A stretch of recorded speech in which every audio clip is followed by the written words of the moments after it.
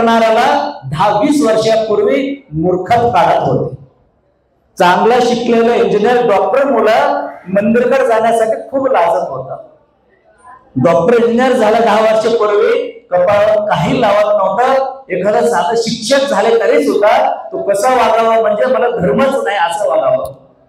घरात गेल्यानंतर पूजा करत असताना फोटो सुद्धा काढायला देत नव्हते. परंतु ह्या 10-15 वर्षाच्या नंतर मात्र मंदिरात जाऊन फोटो काढण्याची संख्या किती झालेली आहे. देवाकडे प्रत्येक देवाकडे जाता हात जोडतो फोटो काढून आणि स्वतःला काय म्हणतो, गंध लावून म्हणतो मी या देवाकडे जाऊन आलो.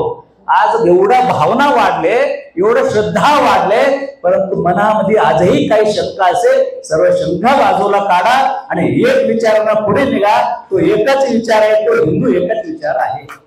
हिंदू म्हणून आम्ही एक झालो.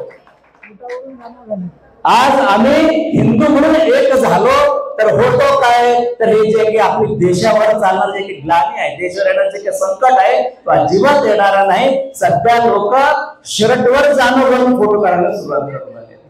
काय परिस्थिती झाली बघा. म्हणजे तुमच्या स्वार्थासाठीच देवाला वापरू लागलेले आहोत. म्हणून आज एक जाहीरपणे सांगता येतो तर ह्या हिंदू समाज जातीमध्ये न वाढता आम्ही आमची देवा, आमची माय आमच्यासाठी श्रेष्ठच आहे. म्हणून मावशीचं प्रतिवेद ठेवू नका. शेवटी आम्ही सगळी एक लेकराची माय आहोत. म्हणून वसुधैव कुटुंबकम सांगणारा आम्ही सगळे आहोत. या देश एक आहे तर कशामुळे, तर हिंदू म्हणून आपण सर्वजण आपल्या पद्धतीनं